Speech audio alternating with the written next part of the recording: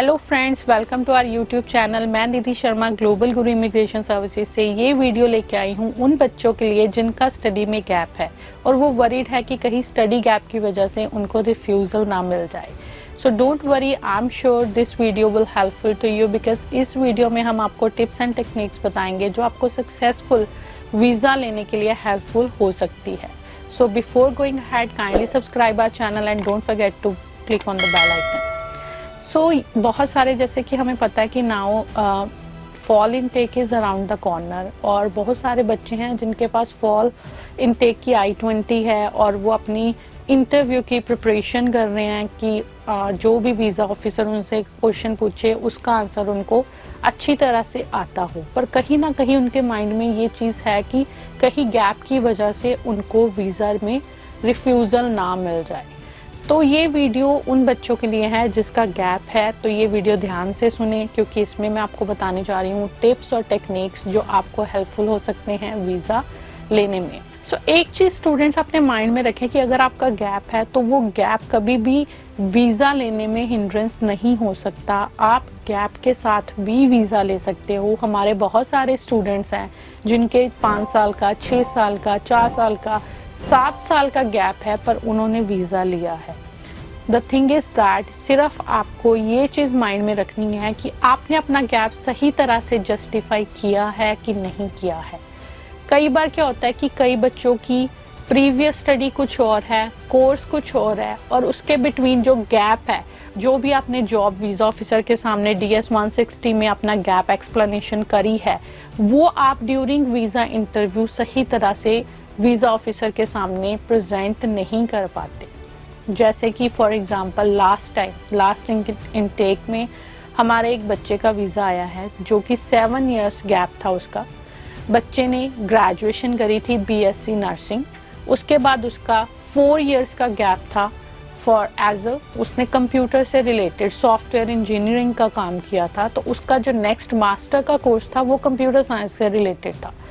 तीनों चीज़ें एक दूसरे से मैच नहीं कर रही थी, तो उसको वीज़ा ऑफिसर ने जितने भी क्वेश्चन पूछे वो सारे जॉब रिलेटेड पूछे कि उसने अपनी जॉब में जो उसने कंप्यूटर से रिलेटेड काम किया उसमें उसने कौन से सॉफ्टवेयर यूज़ किए हैं, कौन सी टेक्नोलॉजीज़ उसने यूज़ करी है, उसको कोई लैंग्वेज कंप्यूटर से रिलेटेड आती है कि नहीं आती है। उस बच्चे ने बहुत ही स्मार्टली आंसर किया और ही गॉट द वीज़ा। इस तरह से बच्चों को अपने माइंड में चीज़ों को रखना चाहिए कि जो भी चीज़ आप जो भी गैप है उसको एक्सप्लेन जब वीज़ा ऑफिसर के सामने करते हो तो you should know what you are going to explain in front of the visa officer. अगर आप वो चीज़ को सही तरह से एक्सप्लेन नहीं कर पाते हो तो वीज़ा ऑफिसर आपको कभी भी वीज़ा नहीं देता। मान लीजिए कि आपका 10 साल का गैप है, चलो 10 साल छोड़ो, 5 साल का गैप है। 5 साल के गैप में अगर आपने कोई जॉब करी है, कंटिन्यू करी है, तो वीज़ा ऑफिसर को आप बता सकते हो कि ये जॉब मैंने 5 साल के लिए कंटिन्यू करी है, उसके बाद मुझे ये फील हो रहा है कि मेरे को कोई भी अपनी करियर ग्रोथ नहीं नज़र आ रही, करियर ग्रोथ के लिए मुझे अपनी अपग्रेडेड एजुकेशन चाहिए। पर for that you should have a proper research on the things that why you are going to do this course.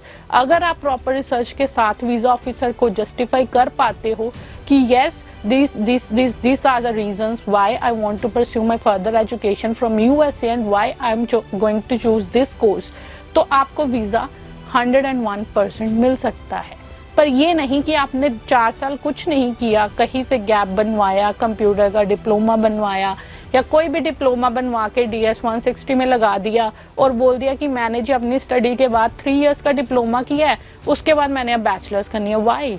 Visa officer will not be satisfied with this answer because visa officer को पता है that you guys have made that diploma from somewhere just to fill the gap. तो ये चीज़ आपको ध्यान में रखनी पड़ेगी कि अगर आप कोई भी चीज़, कोई भी गैप एक्सप्लेनेशन, कोई भी गैप एक्सप्लेन करने जा रहे हो वीज़ा ऑफिसर के सामने, तो उस चीज़ को लेके आपको प्रॉपर रिसर्च करनी पड़ेगी, उसको प्रॉपर आंसर देने पड़ेंगे विद फैक्ट्स एंड फिगर्स। सिर्फ हवा में बातें करने से आपको वीज़ा नहीं मिलेगा। बहुत सारे कंसल्टेंट्स हैं, आई वुड नॉट से कंसल्टेंट, बहुत सारे लोग हैं कि जो कहते हैं कि मैंने कुछ नहीं किया, आप बता दो क्या करूँ। इस तरह से वीज़ा लेना थोड़ा सा मुश्किल होगा क्योंकि वीज़ा ऑफिसर को आप नहीं बता पाओगे, एक्सप्लेन नहीं कर पाओगे कि ये चीज़ आपने क्यों करी है। तो अगर आपने एक्सप्लेन करना है तो ही आपको वीज़ा मिल पाएगा।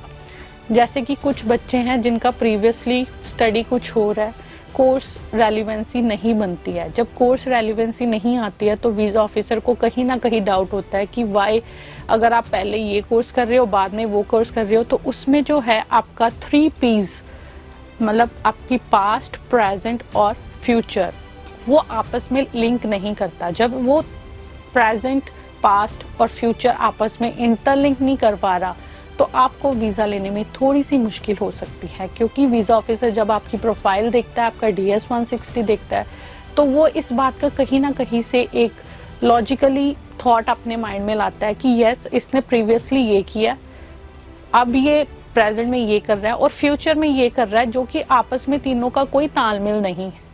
इन चीज़ों को ध्यान में रखो कि अगर आपने पास्ट में अपनी स्टडी साइंस से रिलेटेड करी है, कॉमर्स से रिलेटेड करी है या जनरल ह्यूमैनिटीज़ में करी है, तो उसको आप प्रेजेंट में भी कंटिन्यू कर रहे हो कि नहीं कर रहे हो, और अगर कर रहे हो तो उसको फ्यूचर में कंटिन्यू क्यों नहीं कर रहे हो, why you want to change your field, वो अगर आप एक्सप्लेन कर देते हो, then also you can get the visa आपको हर हालात में मिल सकता है, but the thing is that you should know how to present yourself in front of the visa officer, only then you will be able to get the visa. Otherwise, if you are a genuine student but you don't know how to explain yourself in front of the visa officer, then you will not be able to get the visa. That is 101% sure. ये चीज़ का ध्यान रखें कि अपनी चीज़ों को smartly आप कैसे वीज़ा ऑफिसर के सामने प्रेजेंट करोगे, सिर्फ देन आप अपना वीज़ा ले पा सकते हो। इसलिए गैप को लेके अगर आपको लगता है कि gap can be obstacle in between your getting visa, तो वो चीज़ नहीं है, क्योंकि वीज़ा लेने में गैप का कोई रोल नहीं है। आप, क्योंकि एजुकेशन करने में किसी भी तरह की कोई भी एज लिमिट नहीं होती। At the age of 50 you can do study, but the thing is that you should have a valid reason to continue your study. अगर आप वो valid reason, valid justification visa officer को देते हो कि yes, these are the reasons why I want to pursue my further education, तो कोई भी वीज़ा ऑफिसर आपका वीज़ा डिनाई नहीं करेगा। सो इन सब चीज़ों को, इन सब टिप्स और टेक्निक्स को अगर आप अपने माइंड में रखते हो तो आप डेफिनेटली वीज़ा ले सकते हो। सो इसी तरह की न्यू अपडेट्स के लिए, न्यू टिप्स और टेक्निक्स के लिए हमारे चैनल को सब्सक्राइब ज़रूर करें। Thank you so much.